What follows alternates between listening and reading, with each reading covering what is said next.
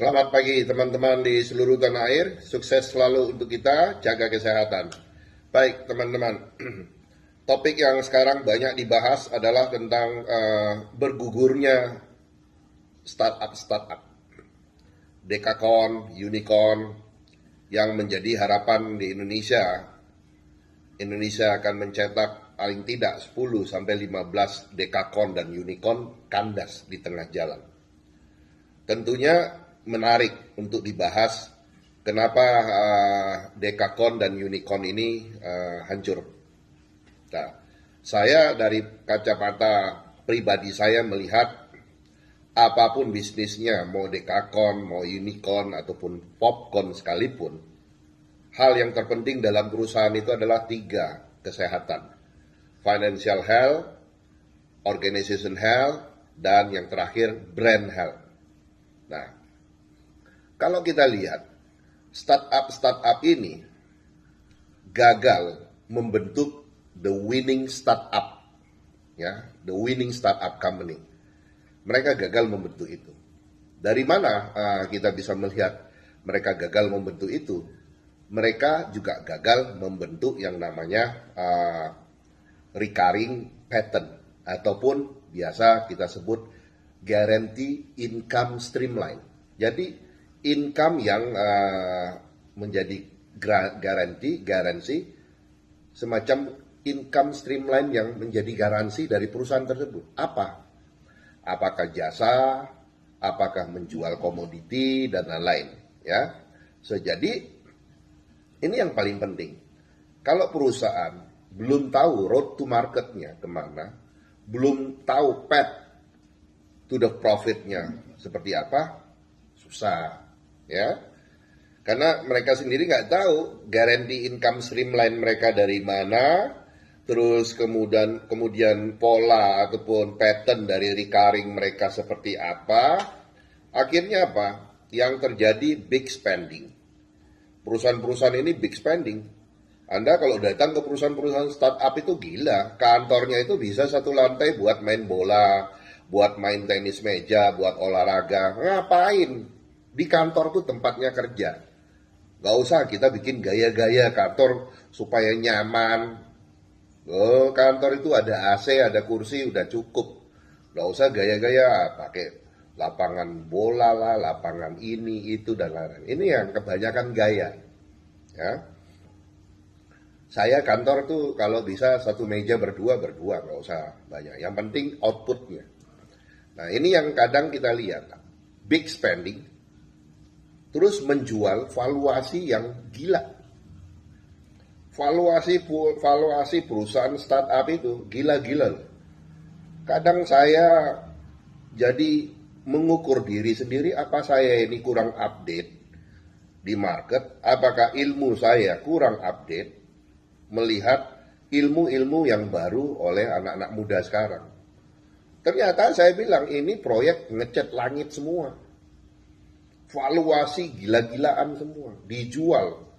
Terus ada investor yang percaya, nyemplung, masuk duit. Ngomongnya 2 tahun. Tapi setelah 2 tahun ya makin dalam, makin hancur, gak kuat. Ya lama-lama investornya juga nyerah. Dan investornya itu biasanya namanya venture capital. Venture capital itu biasa menamakan diri mereka itu angel investor. Nah, ini yang juga nggak cocok. Setahu saya, malaikat tuh nggak suka duit. Ya, kalau angel investor, setelah 2 tahun berdarah-darah nggak kuat, ujung-ujungnya jadi iblis lagi. Nah, jadi saya lebih suka di dunia capital market ataupun kapitalis itu ya kita fair. Ya suka duit gitu. Jadi jangan bilang nggak suka duit. Jadi itu yang terjadi, dan dari riset Harvard Business School terhadap 20 unsuccessful venture capital company, mereka tidak komit pada horizon investment period. Jadi kalau mereka invest, horizon investment periodnya 3-5 tahun, mereka nggak komit balikin modalnya di period itu. Dan kita tahu kebangkitan uh, startup ini kan 5-7 tahun yang lalu. Dan mencari-cari kesalahan downturn ekonomi lah, inilah, COVID lah, itulah, dan lain-lain. Ya, itu sebagai alasan. Setahu saya, selama saya dealing dengan investor besar ataupun bangsawan investor, mereka tidak perlu cerita itu. Karena waktu kamu datang kepada dia, kamu bilang potensi profit bisnis seperti ini, mereka langsung invest kok. Nggak nanya. Sekarang kalau udah nggak bisa balikin, banyak alasan. Saya komit ya, dalam capital market itu, my word is my bond. Kata-kataku adalah kekuatanku.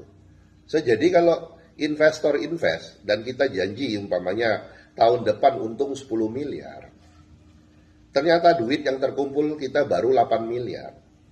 Saya akan lakukan jual mobil, pecahin deposito untuk lengkapi 10 miliar saya sesuai janji saya. Itu yang namanya my word is my bond. Saya nggak nyari kambing hitam, nggak nyalain siapa-siapa. So, jadi investor perlu percaya kalau setiap tahun kita bisa kasih return on investment yang sesuai yang kita janjikan. Ya, so jadi tadi tidak komit terhadap horizon investment period, terus kemudian mereka yang startup ini biasanya kita sebut mereka mau masuk ke new economy.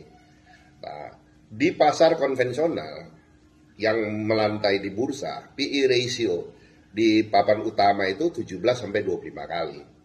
Nah, sedangkan di Amerika itu di new economy-nya itu 180 kali. Wall Street, Nasdaq, Dow Jones 180 kali PE ratio. Nah, kan nggak cocok. PE ratio yang puluhan kali, ratusan kali harus berhadapan dengan startup yang PE ratio-nya ribuan kali.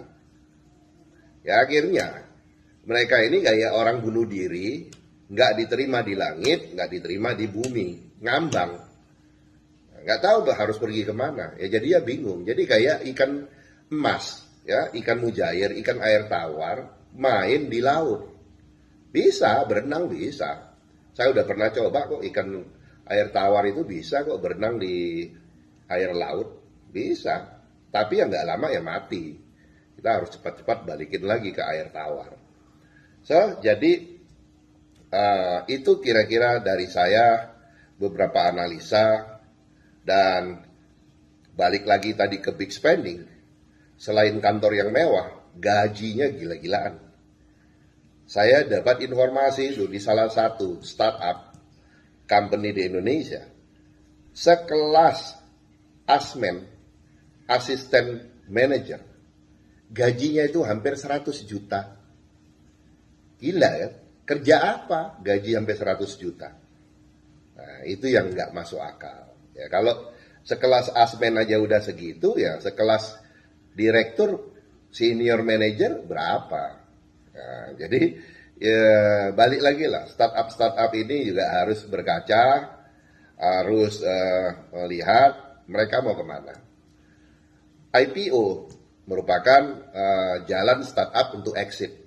Nah, tetapi beberapa exit, beberapa masih nyangkut. Ya akhirnya ya mereka bisa take profit, tapi beberapa mereka gunakan untuk replacement new investor. Kenapa? Investor series A-nya udah nggak percaya. Karena udahlah malas saya masuk di kamu aja 7 tahun baru keluar, untungnya juga kecil-kecil juga, nggak gede ya. So jadi seperti saham-saham Goto, WIRG, ya mereka jualan masih profit, nominalnya 1 perak. So jadi dari 300 perak mereka IPO sampai sekarang di harga berapapun mereka jual pasti profit. So tinggal kita yang beli di secondary market ya tinggal tunggu mau masuk lagi monggo ya. Oke, sukses selalu untuk kita, jaga kesehatan.